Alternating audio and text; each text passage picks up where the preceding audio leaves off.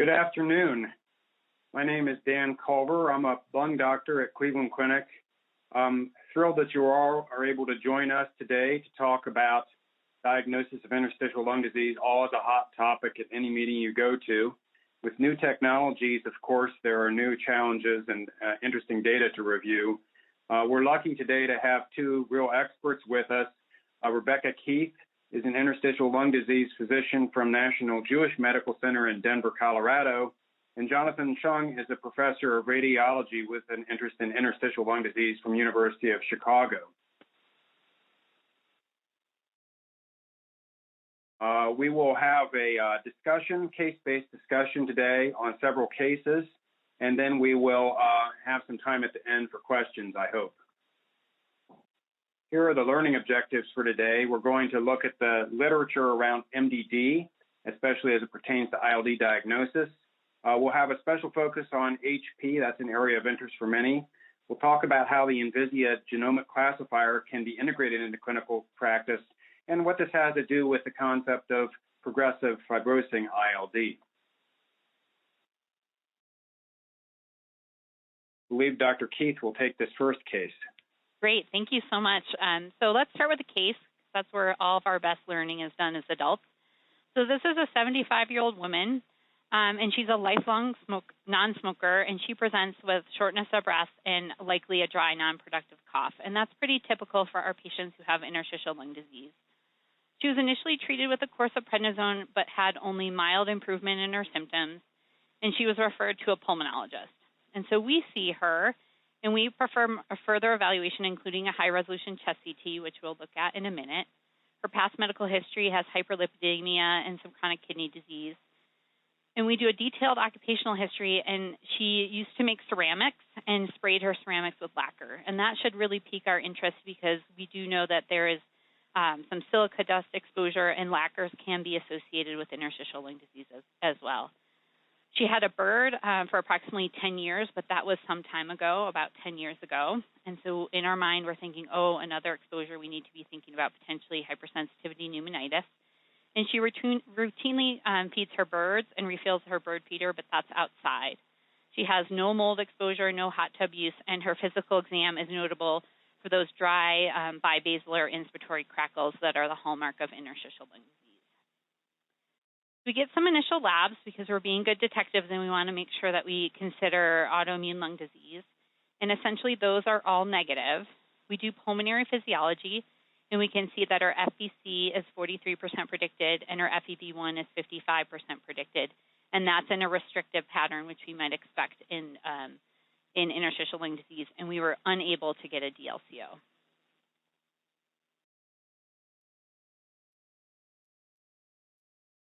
So here's some HRCT images. So sequential axial images from superior to inferior. And so we look at the CT scan superiorly, and we see some peripheral reticulation and some ground glass opacity. Pointed out here, some reticulation here, a little bit of ground glass opacity as well. And we see more ground glass opacity and reticulation with a little bit of traction bronchiectasis as we get down to the lower aspect of the lung. Again, more of the same here. We see more fibrosis at the lung bases. So in the superior-inferior plane, it indeed does look to be inferior lung preponderant. In the axial plane, it's a little bit harder.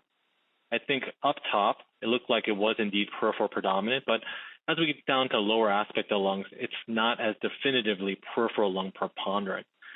And so there is some ground glass, but is ground glass the predominant pattern? It's really hard to say. So instead of me doing all the work, let's make you guys do some work. What is the HRCT pattern for this patient based on those CT findings? UIP, probable UIP, indeterminate for UIP, or alternative diagnosis. So we'll just let you guys vote there.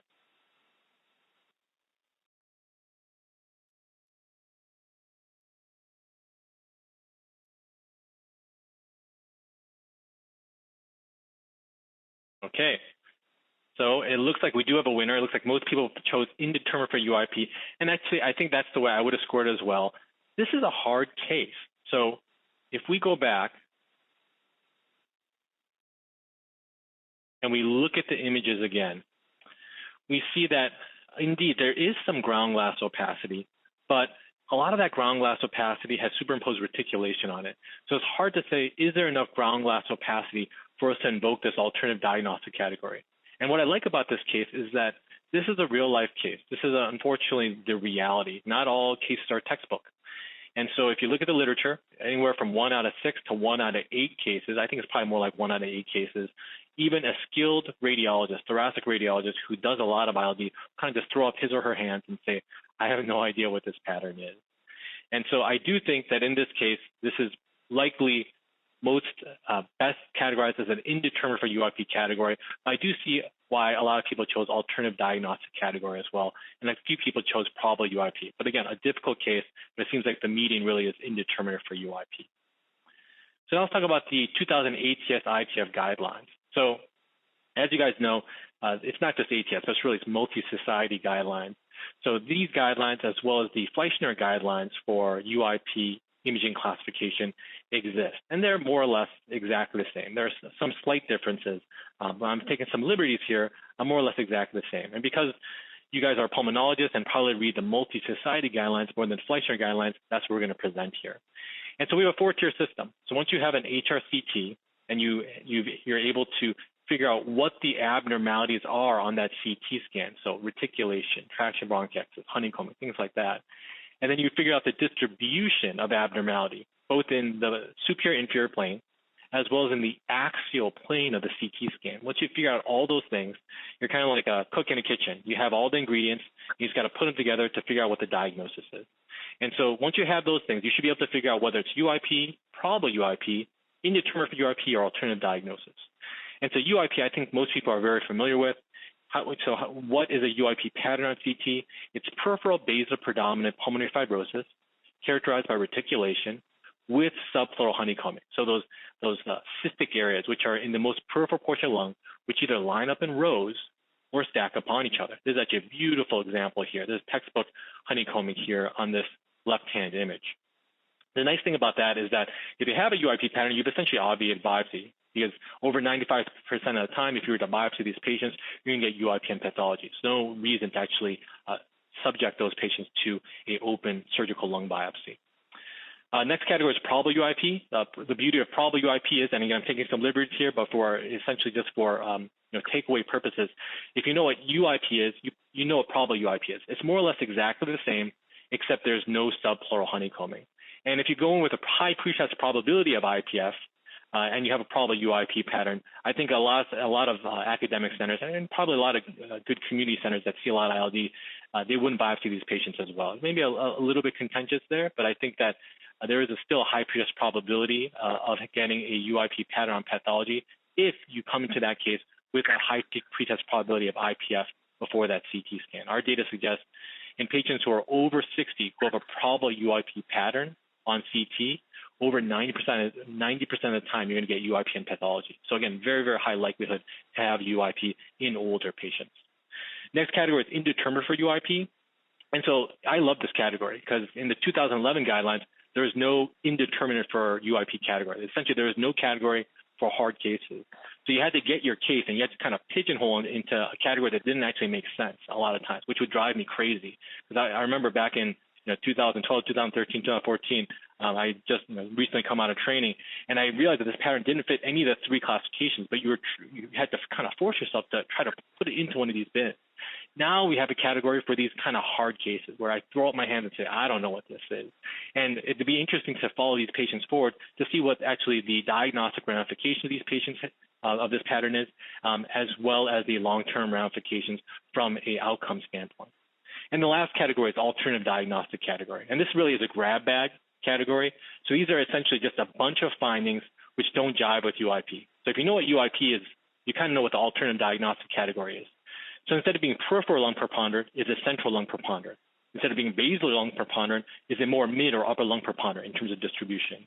Instead of having reticulation being really the star of the show with other findings of pulmonary fibrosis, is there just a lot of ground glass or consolidation or even diffuse nodular lung disease, things that really don't jive with UIP. That would draw us toward this alternative diagnostic category.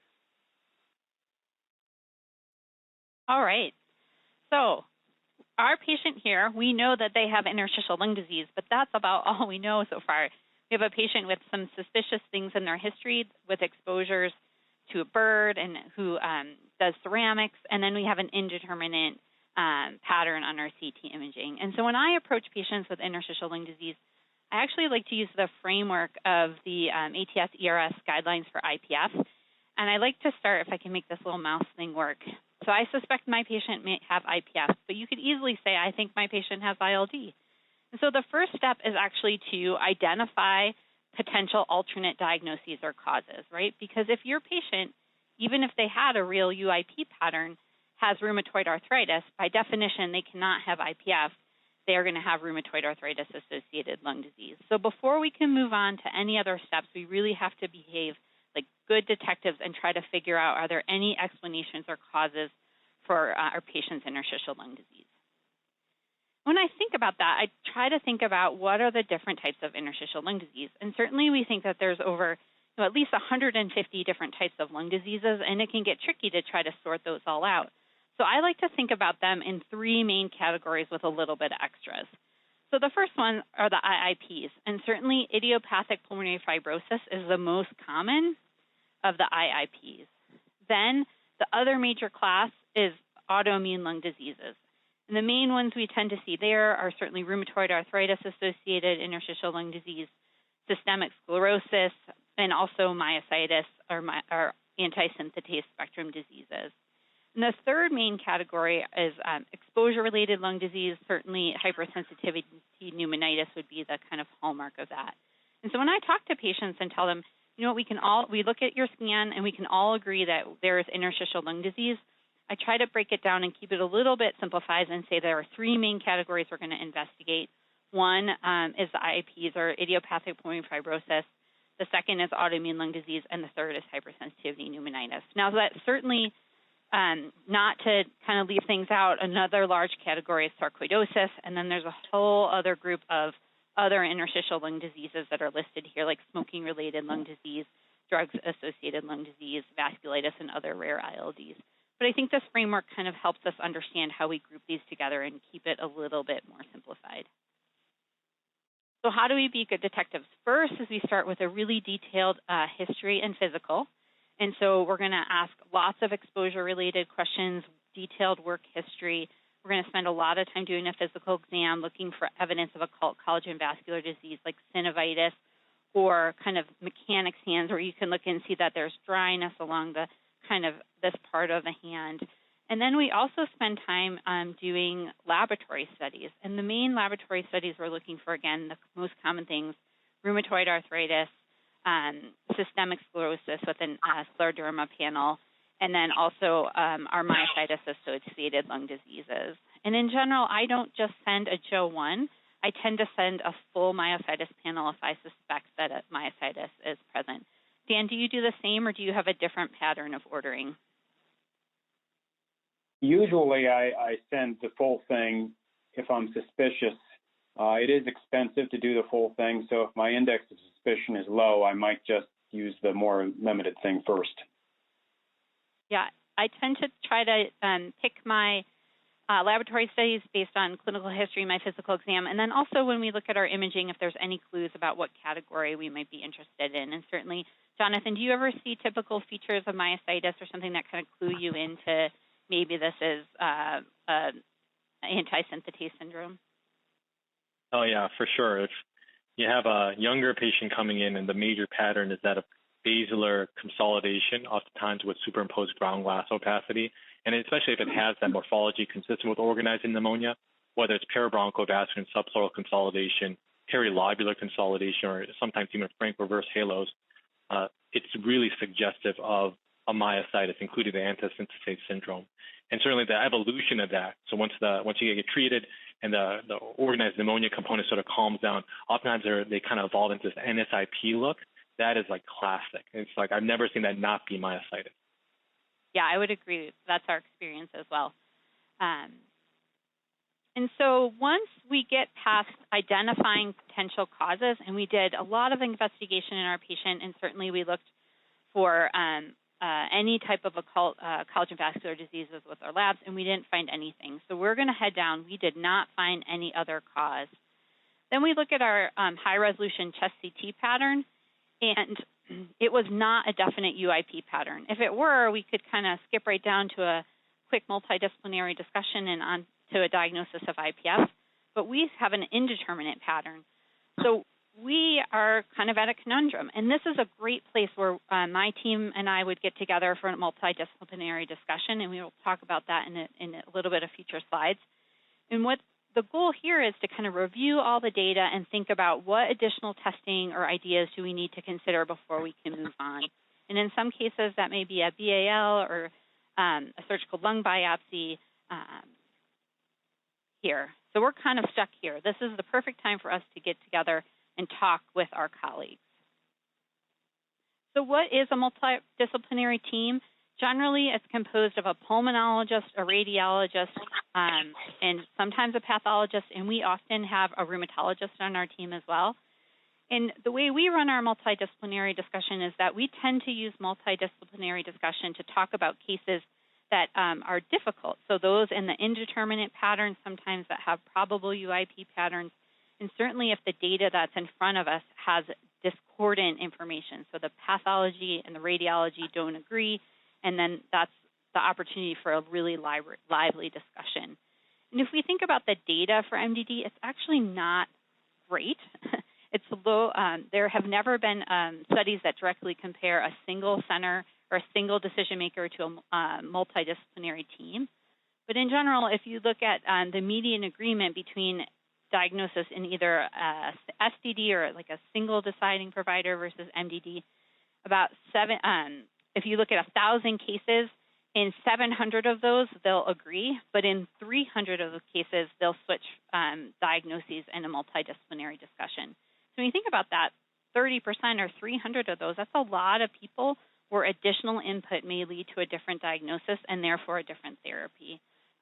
So I think in my own clinical experience, it's really helpful to bounce ideas off of other providers and get other takes on radiology and the history and physical I'm presenting. So Dan, how do you do your multidisciplinary discussion? Well, I think that the multidisciplinary discussion has evolved over time. It used to only be reserved for making a diagnosis in patients with biopsies, and with the ascendance of radiologic diagnoses and more serologies and the understanding of the risks of some of the procedures, I think that now we often use the MDD at multiple stages during the diagnostic process. And so before a patient gets an invasive procedure, they'll have an MDD. And then after that procedure, quite frequently, that patient will come back. And then we also used it at times for difficult management decisions, which I think is not the classical use of it. And so, of course, with that sort of thing, you can't review every single patient at MDD. And so we only review a proportion of our patients, like you said, the ones who have difficult diagnostic dilemmas. I suppose that means, what do they say? You don't know what you can't see. So if you don't realize that there's a difficult diagnostic dilemma in front of you, you might not know to bring the patient to an MDD. But in general, those are the cases that we do. And certainly anybody who's entertaining any kind of bronchoscopic procedure or any biopsy procedure would have an MDD first. Is that similar to the way you do it? Yeah, I think that's exactly how we do it. And we used to have face-to-face conferences, and now in the time of COVID, it's switched to Zoom, which actually made it more inclusive. And so we've been able to include some of our partners from nearby organizations because people can Zoom in. So that's one good thing that's come out of COVID, is that we've been able to increase the scope of our multidisciplinary discussion. Certainly, I bring cases where I have clinical questions before any kind of advanced procedure to make sure that I'm doing the right thing. And if I can avoid a surgical intervention or procedure for a patient, then I try to do that. And then when we have difficult kind of decisions about what to do next, or people who are progressing despite our what we think is our best therapy, those are great things to discuss. Jonathan, do you participate in multidisciplinary discussion? We do, yeah. We have our conferences. We meet every other week, and so I think we do try to see most of the patients in the MDD setting. unless it's like, I think, maybe a home run IPF diagnosis. Otherwise, we try to get them on the list, and obviously those numbers can grow very quickly. Another thing we leverage is actually like temporally discordant MDDs. Right? So in other words, instead of having people actually talk on the phone or via Zoom, which can be difficult. Everyone's busy, so to find an hour where everyone can kind of meet at the same time can be challenging. But given that these are chronic lung diseases, and you don't necessarily need to make the diagnosis that day, it's not like an aortic dissection where you really need to know like yesterday if this patient has a disease or not. It can wait a week or two. So we non-com for us actually correspond via email, and that's been pretty beneficial as well to get things done in an efficient manner, given the fact that we don't meet every week. What do you guys recommend, for our community partners? Sometimes it can be really challenging to get a multidisciplinary discussion together. And so in our institution, we've tried to, patients who refer a lot of patients to us may call me or one of my colleagues and say, hey, I really want this case discussed at multidisciplinary conference. And then we can either loop them in after or during the conference. But it can be a real challenge. Do you guys have any advice for our community partners? I think that's exactly right. I think that having access to see which cases need to go to the MDD, it's not possible with the things Jonathan was talking about for every single case to go to the MDD. So sometimes a quick phone call or a 2-minute consult to look at some images and hear a history can be enough to be helpful. When somebody who sees a lot of interstitial lung disease still feels a little bit uncertain about the diagnosis, like the case you presented, then I think that's the case that needs to go to the MDD. Okay. Let's move on to discuss the end of our case. So I'm going to move forward. So just to recap, this is a 75-year-old woman, and she's a lifelong non-smoker, and she has progressive shortness of breath. She did have a bird. She also worked with ceramics, and we're still have a CT that's indeterminate, so we do not have a diagnosis as of yet. Let's have another question. So what would we do next? Would you do a bronchoalveolar lavage alone? Choice B, BAL with transbronchial biopsies using the Envisia genomic classifier. Do you move on to a cryobiopsy? D, a VAT surgical lung biopsy, or something else?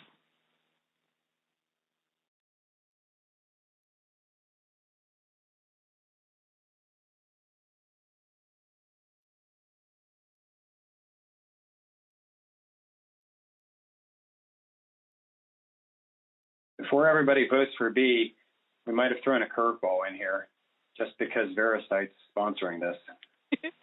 So when I think about this case, I certainly, given the indeterminate pattern and the bird history, even though it was 10 years ago, people can still have chronic hypersensitivity pneumonitis that becomes progressive and fibrotic over time, even with a remote bird exposure.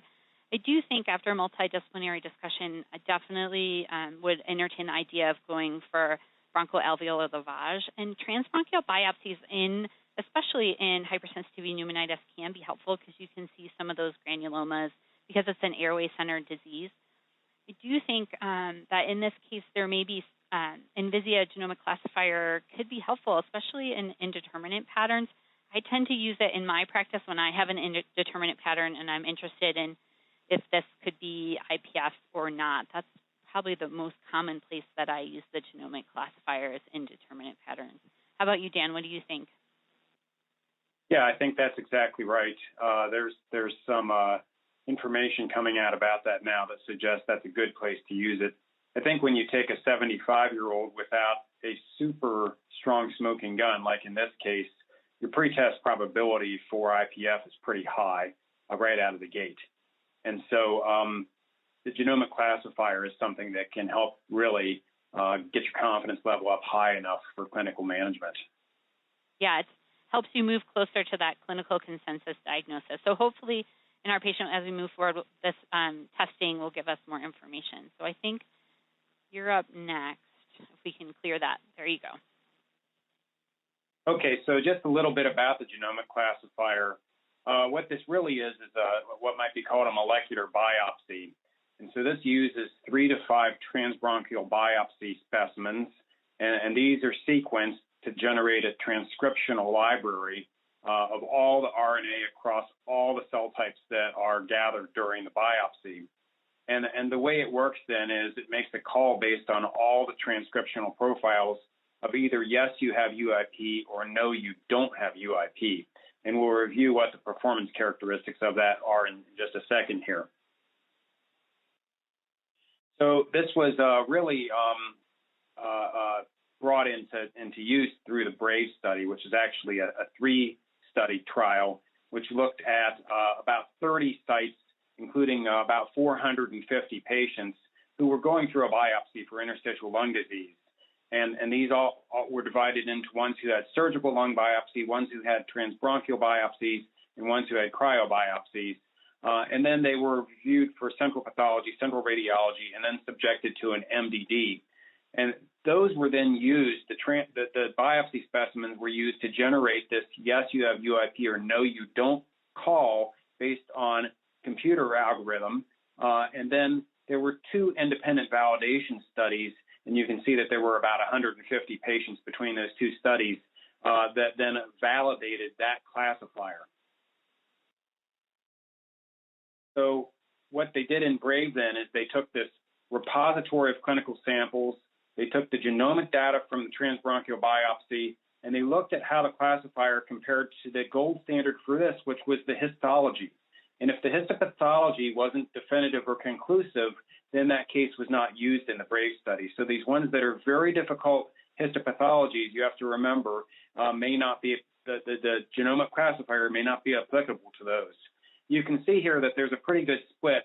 About a little more than half the patients in the BRAVE had UIP, and a little less than half had the things that we get confused about, including HP, NSIP, smoking-related lung disease. So those are the things we usually struggle with when we're trying to make a diagnosis of idiopathic interstitial pneumonias. So if you look at the performance characteristics of these, you can see that the specificity is always about the same across these 2 studies. That is around 90%. And sensitivity is a little bit lower, 63% if you pool all of these. So I think one important message that everybody should take out of this is that when you have a positive call from the genomic classifier, for this particular genomic classifier, the specificity is quite good, and you can have pretty good confidence that that's what you're dealing with. If you have a negative call, remember the sensitivity is only about 63%, so you cannot take a UIP pattern off the table. The other thing that I think is very important to know is that you are diagnosing UIP here. You're not diagnosing IPF. So other things that can cause UIP can be called as UIP by the genomic classifier. So we really look at this as a complementary test. This is one more tool you have in your toolkit to improve your confidence. Because what we're really doing in the interstitial lung disease diagnosis is we're trying to get confident enough about a particular diagnosis that additional testing is unlikely to be helpful for the patient, either for prognostication or for management. So you can just look at this algorithm. If you have suspected IPF, and you go through it the way that Dr. Keith said, if you end up with UIP based on the CT imaging, for example, then you're just done. If you have an alternative diagnosis, then there's a decent chance that a genomic classifier may give you misleading information, and you probably wouldn't go down that road either. But when you have the categories of probable or indeterminate, that's probably where you get the most benefit from this kind of particular technique. And it's important to remember that if it walks like a duck, quacks like a duck, and the classifier says it's a goose, you don't try to call it a goose. You're probably still dealing with duck, and you have to go back to your MDD and think about this some more. Yeah, I think that that's important. I recently had a case that just went back to MDD, in which we did the genomic classifier in indeterminate, and you have to remember that 30% of the time on a negative result, at least 30% of the time, it can still be a UIP pattern if you go to surgical lung biopsy. And so it doesn't mean that you abandon that diagnosis of IPF just because you have a negative genomic classifier. It just means you have to keep working. So back to our case, this is our 75-year-old woman, and we did do a BAL. And so when we were doing a BAL, we look at the kind of cells that are living down in the lung, and most healthy lungs are full of macrophages. And in this patient, there are mostly macrophages and only about 9% lymphocytes. Now, there's lots of debate about how to determine how many lymphocytes help you make a diagnosis of hypersensitivity pneumonitis or inflammatory lung disease. People start to take note when it gets above 20% and certainly take note when it gets above 40% based on the literature. But here, this is not a lymphocyte predominant BAL, and she does have a UIP pattern on her genomic classifier. Her transbronchial biopsy did not show any evidence that there were granulomas, and it wasn't particularly that revealing. So I think in this case, we would make a clinical consensus diagnosis after repeat multidisciplinary discussion of IPF. Would you agree with that, Dr. Culver? Yeah, I very much agree with that. I think the pretest probability was high, but it wasn't high enough coming in.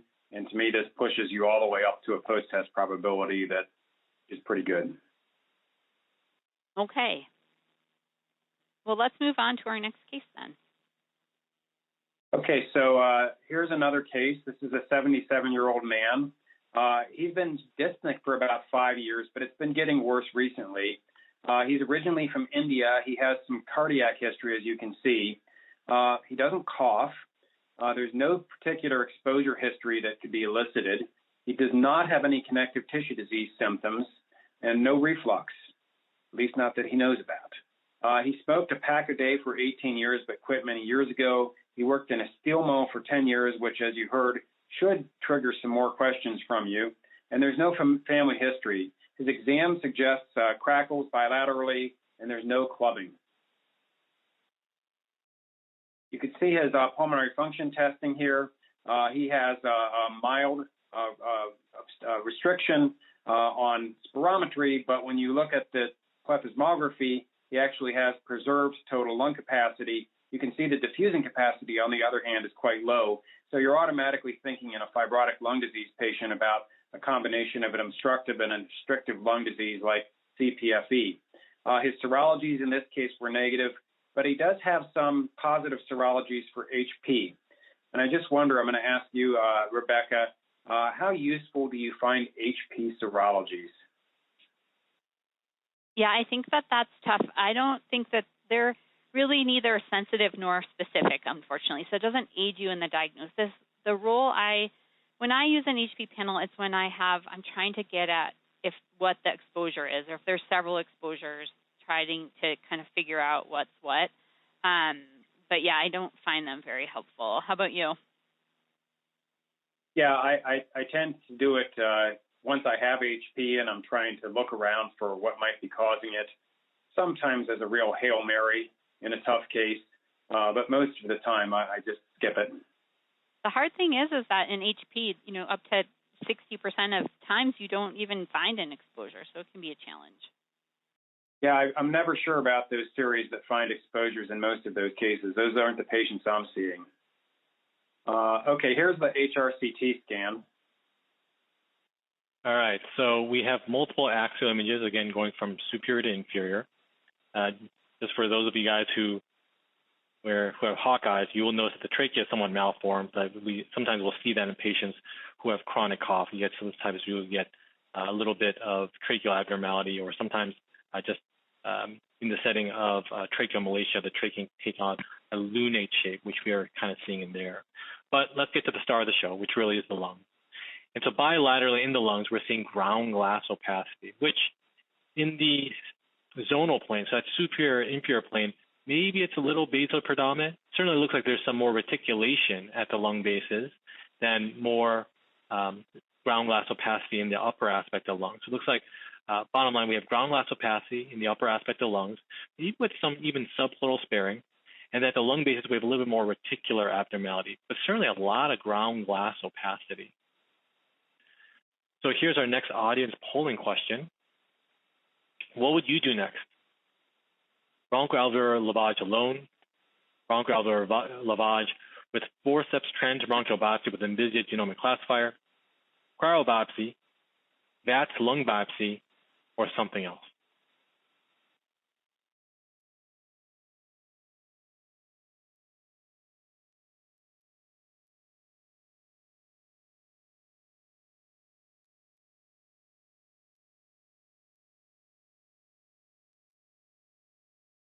Okay, so it looks like most of the people picked BAL with transbronchial biopsy and genomic classifier, which actually is partially right. That is most of what we did. Before we get to that, I wonder if you want to go back, Jonathan, and classify this CT scan according to the ATS criteria. Yeah, so according to the ATS criteria, with all this ground glass opacity, I think we would call this alternative diagnostic category. Yeah, that's the way we were thinking about it too. It's a 77-year-old ex-smoker without a clear-cut other cause for interstitial lung disease. So your pretest probability for IPF is over 90% right out of the gate. But the CT doesn't fit very well. So this is again a very confusing case. So in fact, he did have a BAL and a classifier. You can see his BAL characteristics there. Still not a very interesting amount of lymphocytes, not too many polys or eosinophils. And the genomic classifier was in fact negative. So now you're in that category of, did I just miss the UIP with the classifier, or did I in fact actually find that there's something else going on and I need to go back to my MDD? In fact, what actually had been done for this patient was that he got an additional procedure. So what is your leading diagnosis now?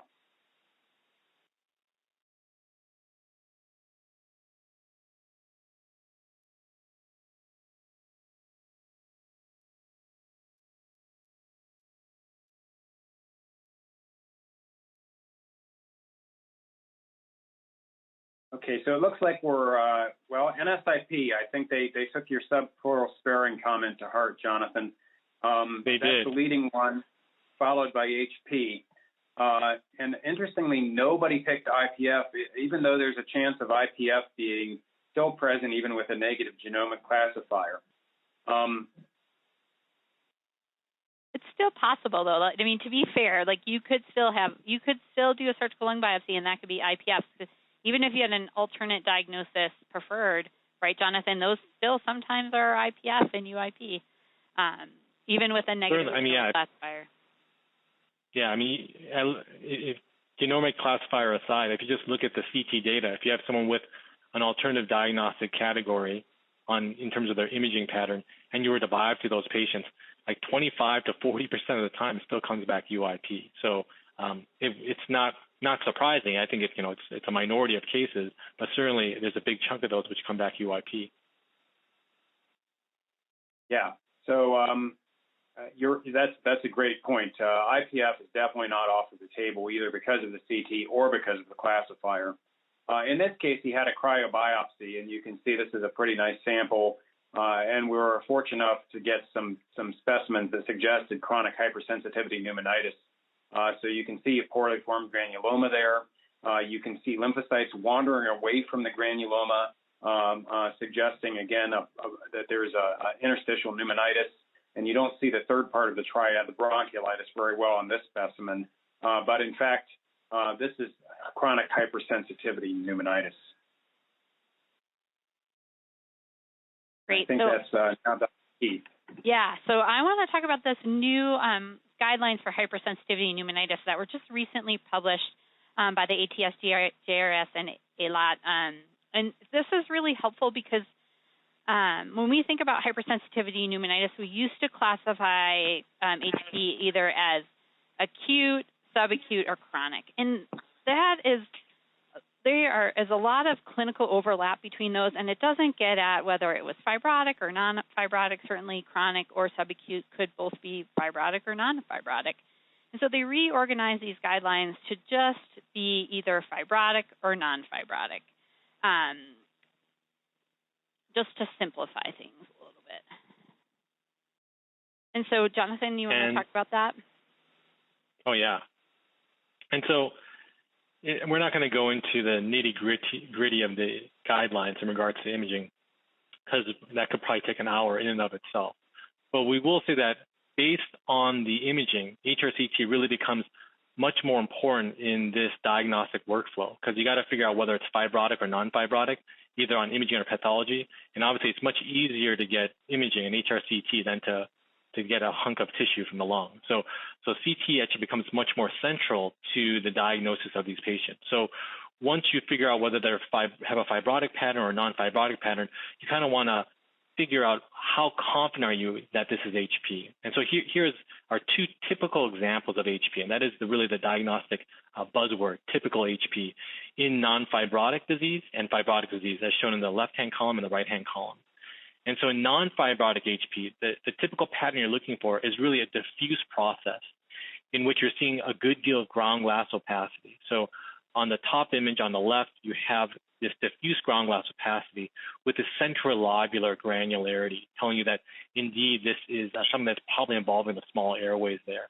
And then on the bottom hand image in the same patient, on exploration, we see a large degree of air trapping. So that combination of diffuse abnormality, ground glass opacity, plus significant air trapping, a small airway disease pattern, is strongly suggestive of non-fibrotic hypersensitivity pneumonitis. It's pretty much a classic case. And let me show you an example of a classic fibrotic case in the right-hand column there. So the typical finding of fibrotic HP really is a combination of fibrosis in a particular distribution. So the distributions can be variable, but I think the classic one that we all think about is kind of that mid-lung distribution, mid-upper lung distribution of pulmonary fibrosis, or maybe a diffuse distribution with relative basilar sparing. Some people just call that upper lung preponderant. The guidelines sort of define that slightly differently, but I think a lot of places, when they say upper lung preponderance, they just mean the lung bases are relatively spared. And I think places I've trained would have described it like that. So having that distribution of fibrosis being atypical, so not consistent with a UIP pattern, and then superimposed on that, having findings of small airway disease, whether it's air trapping or some sort of centrilobular granular pattern that we saw in the previous case. So that's kind of what you're looking for in both of these cases, the non-fibrotic case and the fibrotic case. So in this publication, it helps us with this kind of diagnostic algorithm, kind of what we've used for IPF in the past. And this can be a helpful tool to try to work through how to use the data. And so the first thing is that you look at a patient with ILD, and then you do a detailed exposure assessment and a high-resolution chest CT. Then moving on to a BAL with either a lymphocyte, looking for lymphocytes and or transbronchial biopsies. So if you have a classic exposure and a typical HP pattern on your high-resolution chest CT, and you have BAL lymphocytosis, you're kind of done. You go and talk about it amongst your pals at your MDD. You may argue a little bit, but this can be a high-confidence diagnosis of HP. Unfortunately, this is not how it always happens. So sometimes you can have a combination of maybe a little exposure history, or you just have a HRCT that's kind of consistent, and then your your BAL might not be classic in your transbronchial biopsies. And so therefore your diagnosis is just unclear. And we spend a lot of time kind of reconsidering if there's any exposure. And remember that up to 60% of the time you may not have a clear exposure and you can still have hypersensitivity pneumonitis. So this is a great opportunity to discuss this case in multidisciplinary discussion, kind of look at all of your data independently and see if you can come to that high confidence diagnosis of HP. But many times we can't. And then in that situation, that's a great opportunity to kind of consider if you need a surgical lung biopsy. And some institutions perform cryobiopsy, and that we can kind of discuss as well. Our institution we don't use a lot of cryobiopsy. We mostly would send this patient to surgical lung biopsy if we had a significant question. Then after that data was back, we had additional pathology. We would again discuss this case and come to our best clinical consensus diagnosis. It would be lovely if we had additional kind of technologies such as biomarkers or some kind of additional information that we could, one, risk stratify patients, either develop an initial diagnosis or be able to predict which of these patients might go on to have progressive fibrotic disease with our HP. There's a lot of things that we could learn from additional information moving forward. Now the question is, let's say, and I think there was a question from the audience about this too, let's say that this was the HP case that we had by some pathology, and yet the genomic classifier was UIP positive, which we know can happen, right? We're just classifying the pathology. We're not classifying the MDD diagnosis. So what would be your treatment plan in this case? UIP positive, with HP?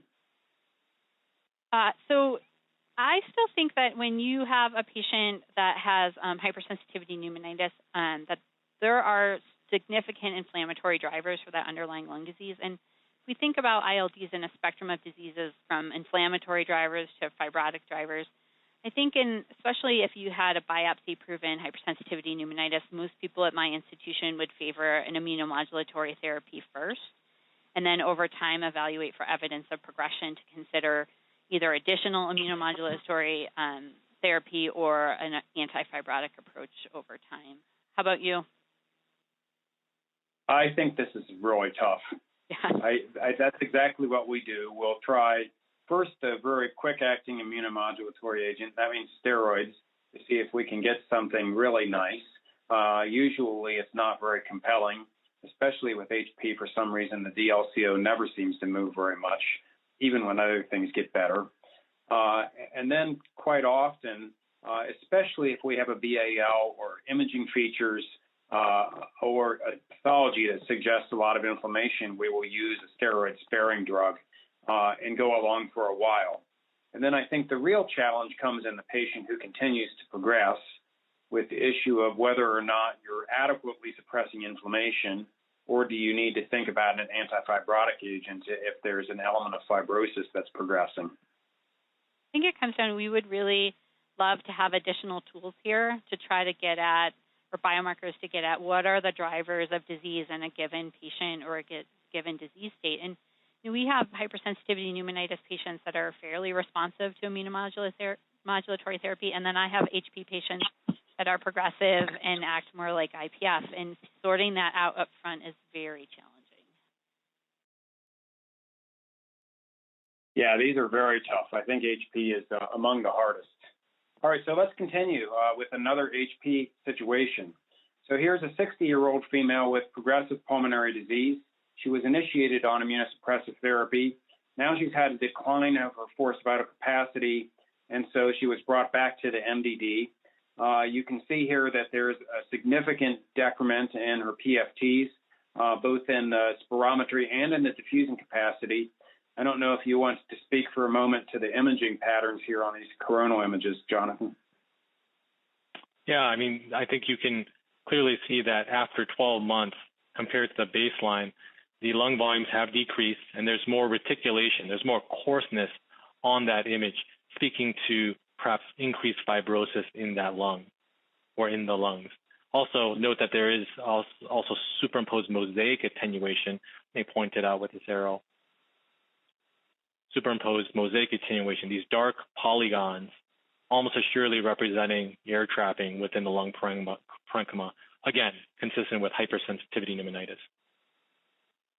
Thank you. So this brings up the question of, would you say that this patient now has progressive lung disease?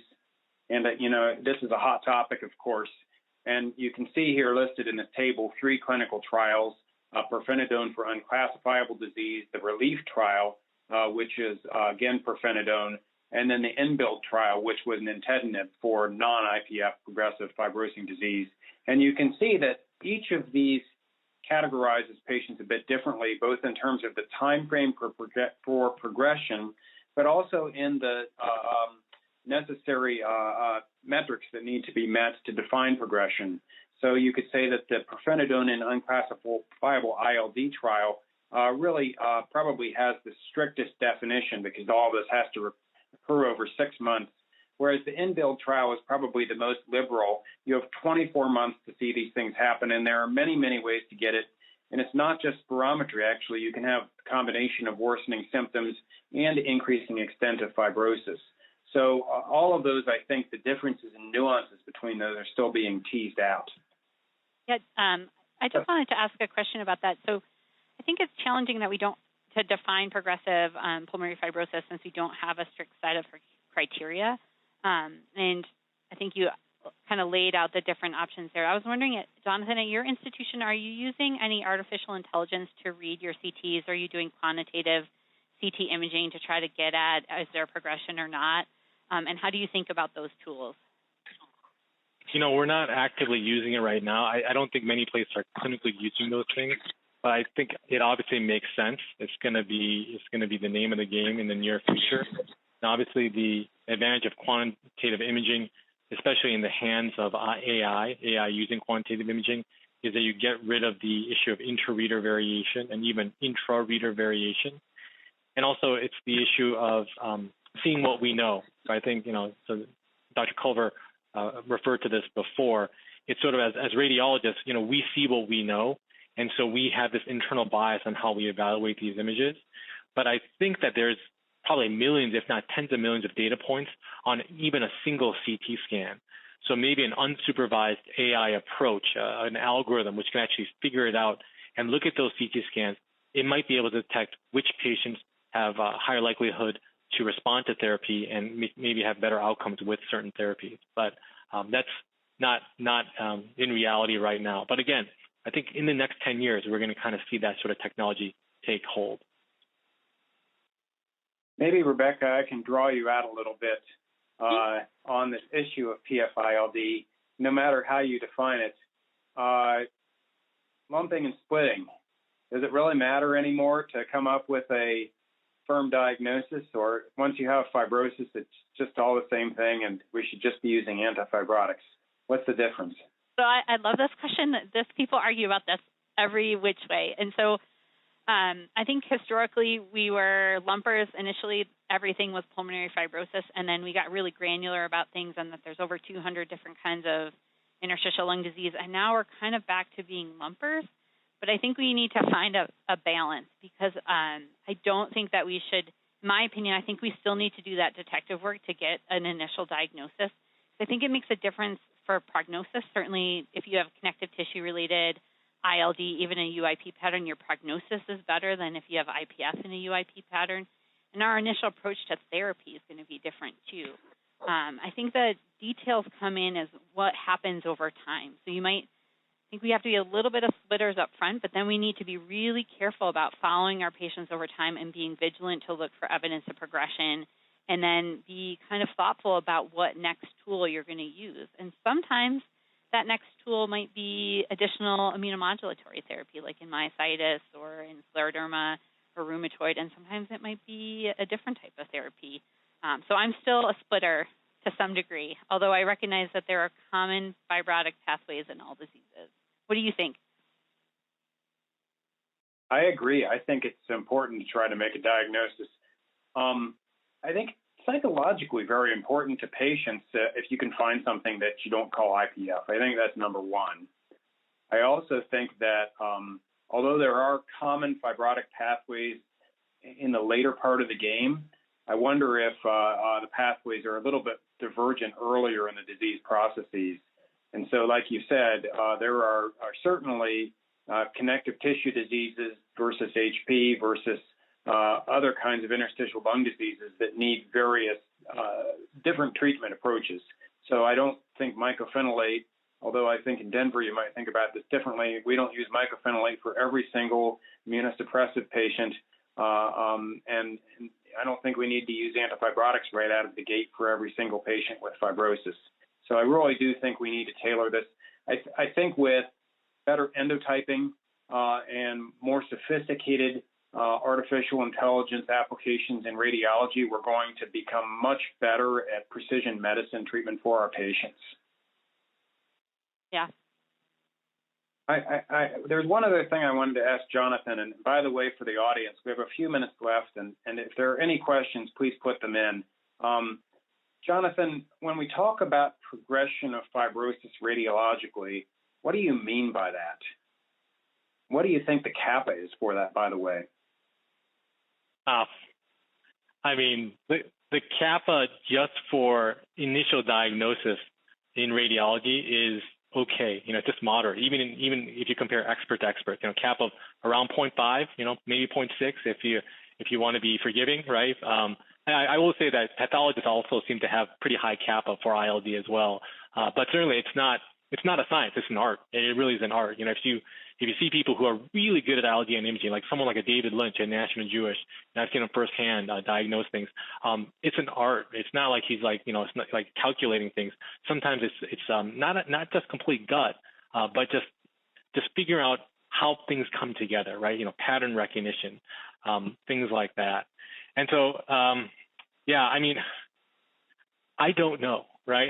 That's the best answer that I can give right now. When I think of progressive pulmonary fibrosis, I just think of, a little more reticulation, a little more volume loss. The problem is there is a lot of and intra-reader variation, and that's why I think at some point AI and quantitative imaging really is going to take hold, especially longitudinally in following patients. Also, just based on common sense, if you have someone with more severe reticulation, they're more likely to have progressive disease because at some point they had less disease, as opposed to we see patients come in with very, very mild interstitial abnormalities, very, very mild reticulation at the lung bases or in the lung periphery. Who knows what they have? Maybe they just have a little scarring. Maybe that is really a, quote unquote, pulmonary fibrosis, which is progressive, which over time will get worse. But no one really knows what these patients have. Now we call them ILA patients. No one really knows really how to differentiate the ones who actually will progress over time and other patients who have stable scarring from, aspiration or infection or some other pulmonary insult. So a lot of work to do, but exciting to be an ILD. I think the other thing to point out is that the progressive symptom category, not only do we have to pay attention to the interstitial lung disease, we have to pay attention to all of the comorbid things that come with having ILD. So cardiovascular disease and pulmonary hypertension, and those things can also cause people to be more short of breath when they're exerting themselves, and that it's not always their lung disease when patients are feeling more short of breath with activity. Yeah, it's true. So there's a question here about whether molecular classifiers will change our categories for interstitial lung disease, or radiologic classifiers, we could say too. So I hope so. I hope that our either molecular, so using proteomics, genomics, and also radiographic input from artificial intelligence will reclassify how we think about interstitial lung diseases, because if we could get at what are the drivers of progression in like a personalized medicine, precision medicine sort of way, I think we could be more successful about treating people and helping people stay stable or even improve. But I just don't think the tools that we have are there at this point. What do you think? I think that's right. I think that it'll require large cohorts of patients with really careful phenotyping and then endotyping, because endotypes can always be derived, but do they have any use in the real world? Are they helpful for how we prognosticate, how we treat patients? And so, you can't get away from real world data. Okay. Trying to see these questions.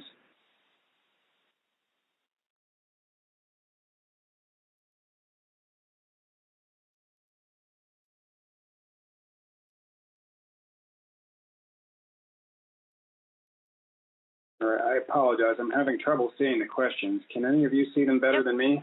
I can see, let's hear. Here's for patients in whom clinical picture, symptoms, imaging, demographics are suggestive of an alternate diagnosis. How do you decide between cryobiopsy versus transbronchial biopsy versus Envisia? And I'll add in here surgical lung biopsy. Isn't there a chance Envisia will be negative and thus the patient may need a second procedure? So how do you decide? So I think the question is, how do you decide on what your first procedure is going to be? And two, when do you decide if you need an additional procedure? Dan, what do you think?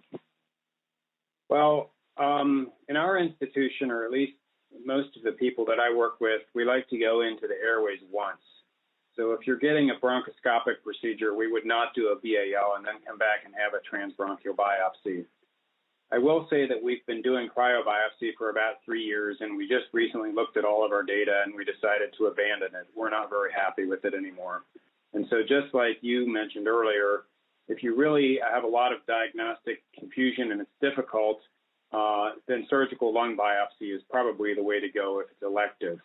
That being said, of course, we do very few of those. We think that we can usually get a pretty good diagnosis, and we don't need to do very many of those. Transbronchial biopsy, to me, I think is helpful for getting genomic classifier data and for some very specific interstitial lung diseases. granulomatous lung diseases like sarcoidosis, diseases like PAP, some infections. But for many of the idiopathic interstitial pneumonias, for example, you would never make NSIP by transbronchial lung biopsy. There's just not a big enough sample. And so I think it has to be individualized.